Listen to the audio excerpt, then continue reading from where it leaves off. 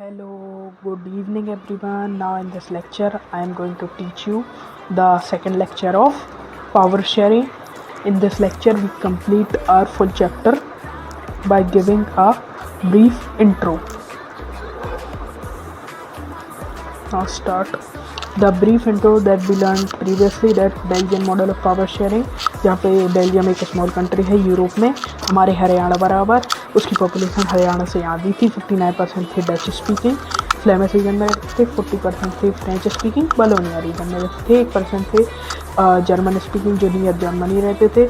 Brussels exception है, जहाँ 80% French speaking रहते थे और 20% डच स्पीकिंग रहते थे। ठीक है। फिर इन्होंने, यहाँ के वर्ल्ड लीडर ने एक अलग पाथ चूज़ किया। इतनी सारी डाइवर्सिटी थी, उन्होंने सोचा मैं इसको अकोमोडेट करूँगा।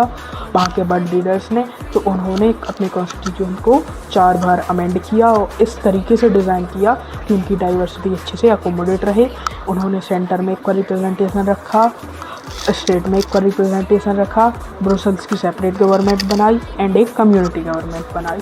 और इसके बाद हम चलते हैं श्रीलंका की तरफ। श्रीलंका का एथनिक कंपोजिशन भी बहुत कॉम्प्लेक्स था। 74% थे सिंहाला स्पीकर, जो बुद्धिज़्म को प्रैक्टिस करते थे। 18% थे तमिल स्पीकर, जिसमें से 5% इंडियन तमिल थे। 13% श्रीलंकन तमिल थे, जो वहाँ के नेटिव थे। ठीक है। अगर आपको याद हो तो 5% इंडियन तमिल कौन से थे, इसको कमेंट्स में ज़रूर बताना। ना वहाँ के लीडर्स ने मेजॉरिटेरियनिज्म की पॉलिसी अडॉप्ट की। उन्होंने यह सोचा कि हम मेजॉरिटी कम्युनिटी के बेसिस पे कंट्री को बनाएंगे। नाउ उन्होंने 1956 में एक एक्ट पास किया, जिसके तहत उन्होंने सिंहाली को ओनली ऑफिशियल लैंग्वेज सेलेक्ट कर दिया, डिक्लेयर कर दिया। ठीक है। जिससे वहाँ पे तमिल्स के बीच में फीलिंग ऑफ एलिनेशन हुई, वहाँ पे सिविल वॉर हुआ। ये सब हम प्रीवियसली पढ़ चुके थे। ये दैट ऑल ये लर्न।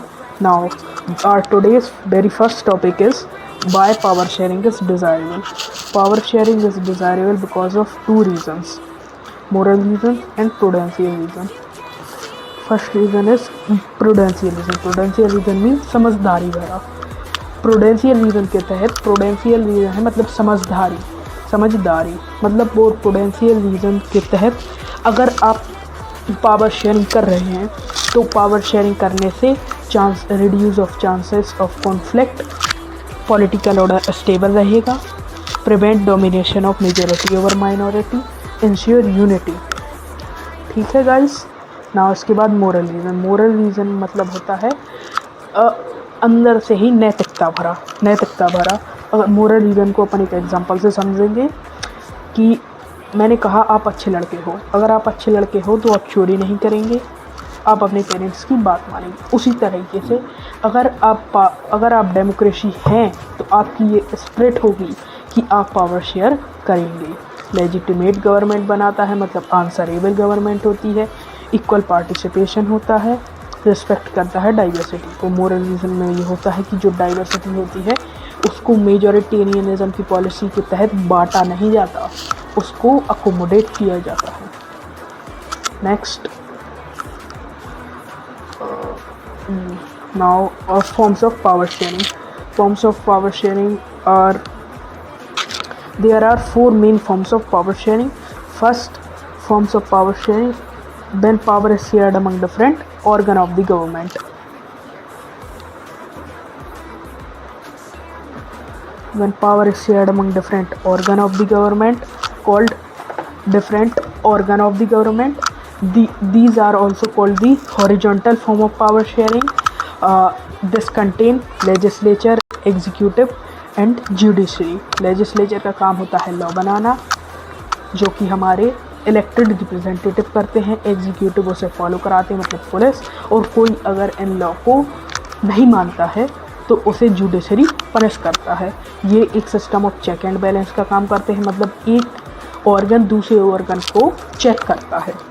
ठीक है। जिससे पॉलिटिकल ऑर्डर में स्टेबिलिटी रहती है। Second reason is when power is shared among different levels of government. Levels means levels, जैसे सबसे ऊपर वाला लेवल सबसे ज़्यादा पावर एंजॉय करेगा, उसके बाद वाला जैसे सबसे ऊपर वाला लेवल सबसे ज़्यादा पावर, उससे नीचे वाला कम पावर, उससे नीचे वाला सबसे कम power.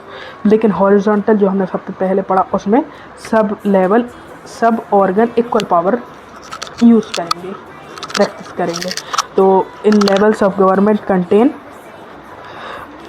Union government, state government and local government, जिसमें यूनियन गवर्नमेंट सबसे ज़्यादा पावरफुल होती है, स्टेट गवर्नमेंट थोड़ा कम और लोकल गवर्नमेंट उससे भी कम। ये लोकल गवर्नमेंट डिसेंट्रलाइजेशन के बाद बनी है।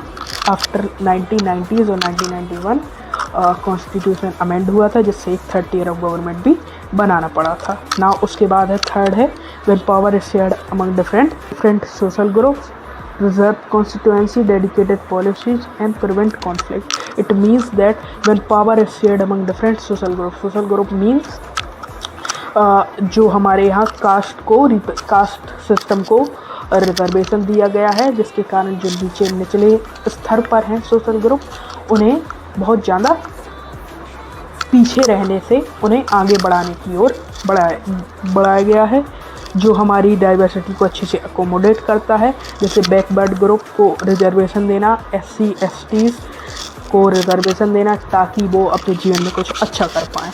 जिससे रिजर्व कॉन्स्टिट्यूंसी हो गई, वुमेन के लिए 1/3 सीट रिजर्व की। और जैसे कि बेल्जियम में हमने देखा था एक एग्जांपल, कम्युनिटी गवर्नमेंट बनाई गई थी, इंडिया में रिजर्वेशन दिया गया था। Next is when power is shared among political parties and pressure groups. So ये इंश्योर करता है मल्टीप्लिसिटी ऑफ व्यूज़ को। मतलब पॉलिटिकल पार्टीज़ के बीच में जब कोलिशन का एरा आया था, तो पार्टीज़ एक दूसरे के साथ, नहीं तो एक पार्टी की डोमिनेशन रहती थी पहले, लेकिन कोलिशन के तहत दो पार्टी जुड़ती हैं तो वो भी पावर शेयर करती हैं। Now coalition government parties alliance form करती हैं, वो बहुत सारी पार्टीज मिलकर पॉलिसीज़ बनाती हैं और अच्छा एक डायनामिक सिस्टम बन जाता है। नाउ